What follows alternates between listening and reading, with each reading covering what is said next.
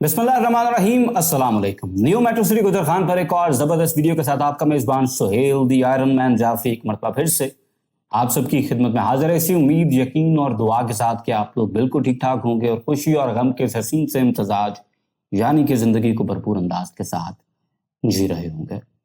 जनाब, new metro city गुजर Khan commercial आने वाला है, बल्कि यूँ कहिए कि कमर्शियल बस औंधा लबो।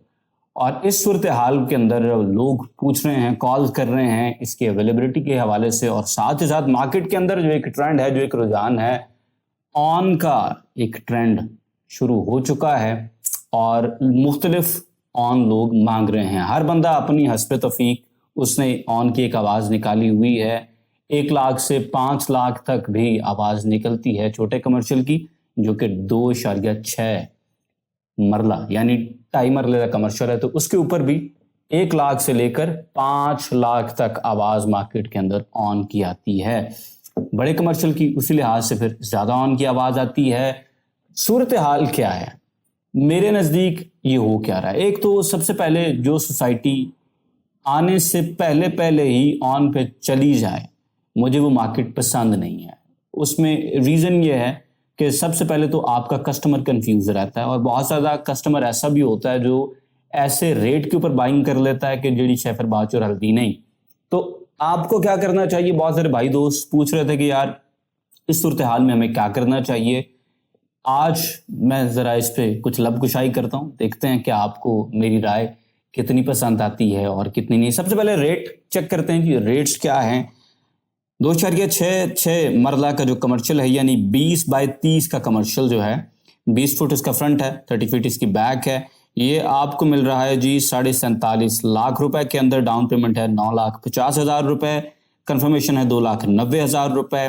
मंथली इंस्टॉलमेंट 30 हैं, जो कि 59,000 रुपए हर महीने आपने पे करने हैं। बलून पेमेंट है 5,90,000 रुपए, और बैलेटिंग के वक्त आपने 11.5 लाख रुपए देने हैं।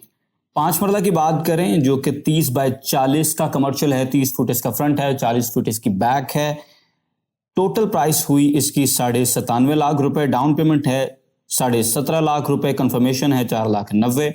मंथली इंस्टॉलमेंट बनती है जी 1,55,600 रुपए। बलून पेमेंट है 9,90,000 रुपए, और बैलेटिंग के वक्त आपने 18.5 लाख रुपए देने हैं। ये वो पैसे हैं जो आपने सोसाइटी को देने हैं। अच्छा, बाइंग की तरफ आते हैं।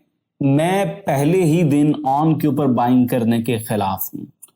मेरे नजदीक बाइंग जो है वो सोसाइटी रेट के ऊपर अगर आपकी हो रही है तो वो रीजनेबल चीज है। देखें, हम सबको पता है कि डीलर का रिबेट भी इसके अंदर शामिल है और डीलर का हक भी बनता है। देखें, आप अगर करोड़ों रुपए लगा के डीलरशिप ले रहे हैं तो ऑफ कोर्स उसके ऊपर आपको जो बचत हो रही है, आप उसी बचत के लिए बैठे हुए, दुकान ताई खोल के बैठे हुए तुसी।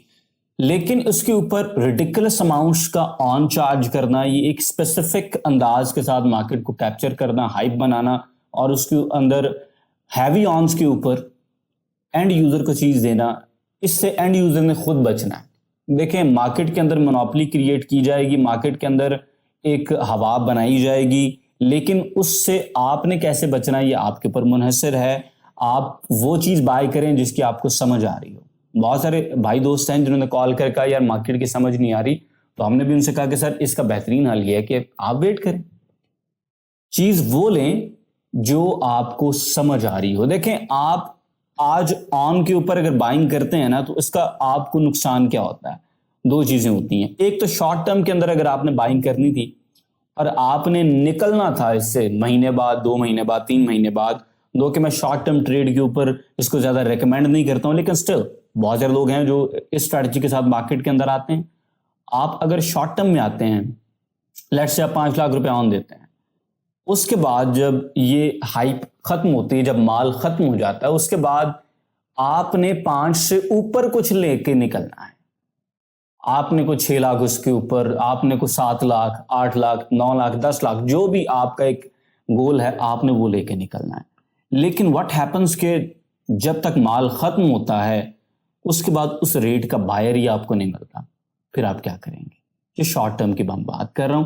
अच्छा, लॉन्ग टर्म के हवाले से बात करें तो ऑफ कोर्स लॉन्ग टर्म के अंदर पैसे होते हैं और समटाइम्स आप महंगी बाइंग भी कर लेते हैं, लेकिन इन द लॉन्ग रन आपको फिर भी अच्छे पैसे मिल जाते हैं, लेकिन सर आपका प्रॉफिट मार्जिन कम हो जाता है। तो शॉर्ट टर्म के हवाले से भी आपने कॉशियस रहना है, लॉन्ग टर्म के हवाले से भी आपने कॉशियस रहना है। आपको अच्छे रेट के ऊपर चीज मिले, अच्छे रेट के ऊपर बाइंग करें, रिडिकुलस अमाउंट्स ना पे करें अपफ्रंट ही।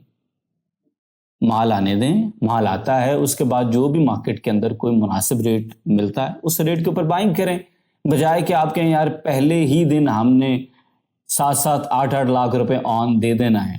तो अगर आप पहले ही दिन इतना ऑन दे देंगे तो फिर उसके बाद आपने वो चीज़ किसको बेचनी है, आपने चीज़ ख्याल रखना है। देखें एक डीलर है, डीलर ने सोसाइटी से माल लिया है, डीलर ਨੂੰ कस्टमर लग जाता है, आपने कस्टमर कैसे ढूंढना है ये आपके ऊपर है।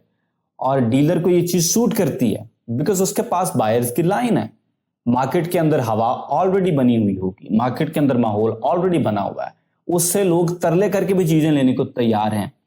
आप कितने लोगों को जानते हैं जिसको आप फॉरेन से बेच के निकल आएंगे, इन चीजों का आपने पहले तयन करना है। फैसल हिल्स डी ब्लॉक आया, मैंने लोगों से कहा कि भाई ऑन के ऊपर चीज ना लें।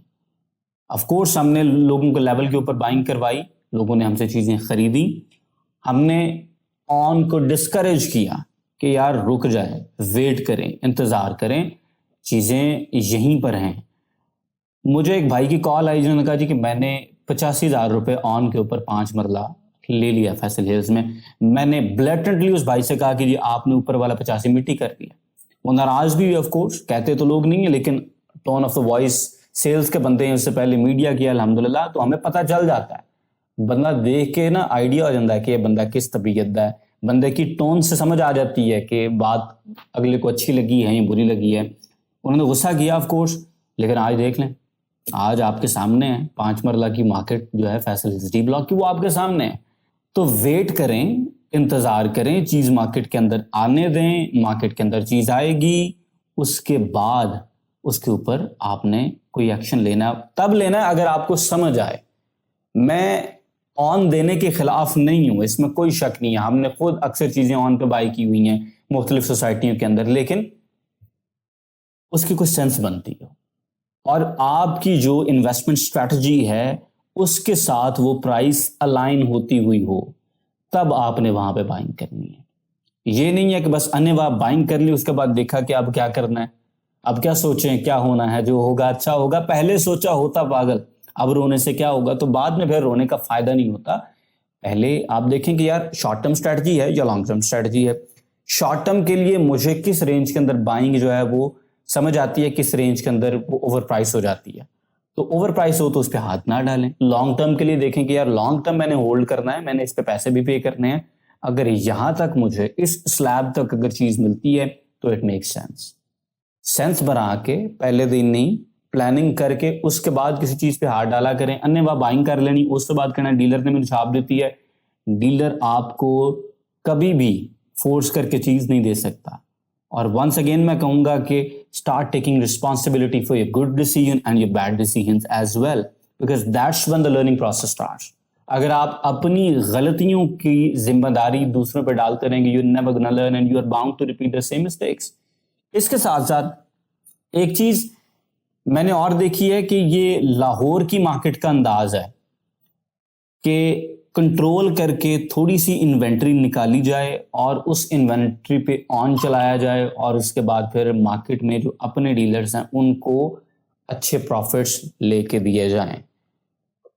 ये बड़ा पक्का अंदाज है। लाहौर में जो लोग काम करते हैं, लाहौर के अंदर जो लोग इन्वेस्ट करते हैं, उनको पता है ये मार्केट्स किस तरह से क्रिएट होती हैं। इस्लामाबाद और इसके गिरदनवा वाले साइड में ये चीज़ें अभी नई नई हैं, नवी नवी आना शुरू हुई हैं, तो आपने खुद देखना है इसका तरीकाकार क्या है इस तरह से गलत प्राइस पे बाइंग कर लेने का, कि ठंडी करके खाएं।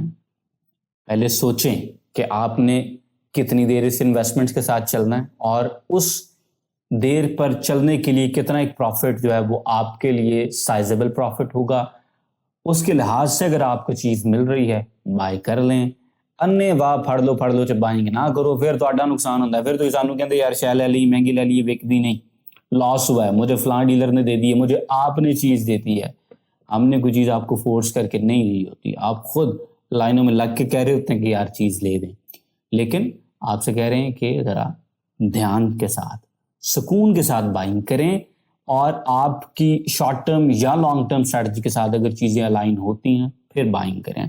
बाकी अगर आप कमर्शियल के अंदर इन्वेस्ट करना चाहते हैं, जो मार्केट का रेट आएगा, कोई प्री बुकिंग हम नहीं कर रहे हैं, कोई किसी से टोकन हम नहीं पकड़े। रेजिडेंशियल में काम हो गया था क्योंकि रेजिडेंशियल में माल ज़्यादा आता है, 108 प्लॉट मिले थे, उसमें एडजस्टमेंट हो जाती है। जो प्लॉट हमारे कम हो गए थे, हमने 5 मरला इधर उधर से पकड़ के यारों दोस्तों से फिर हमने लेवल पे लेके भी लोगों को बगैर कुछ कमाए भी दिए हैं। लेकिन ये जो कमर्शियल है ये बहुत ज़्यादा लिमिटेड आएगा, तो इसमें कोई टोकन भी आने वाली बात नहीं। उस दिन जो हमें मिला, जिस प्राइस में मिला आपको बताएंगे। अगर सेंस बनती हुई आपके नज़दीक बाइंग कर लें, लेकिन फिर से कहूँगा कॉशियस रहें, जागते रहें। मीर का एक मिसरा मुझे बहुत पसंद है, ले सांस भी आहिस्ता के नाजुक है बहुत काम, ले सांस भी आहिस्ता के नाजुक है बहुत काम, आफाक इस कारगहे शीशा गरी का। तो कदम फूंक फूंक कर रखें। मेरी किसी बात के साथ अग्री करते हैं मुझे कमेंट सेक्शन के अंदर बताएं, डिसएग्री करते हैं तो आप जरूर बताते हैं, बड़ा अच्छा लगता है। वीडियो को लाइक करें, शेयर करें। इंशाल्लाह will see you in the very next video. Till then अल्लाह हाफिज।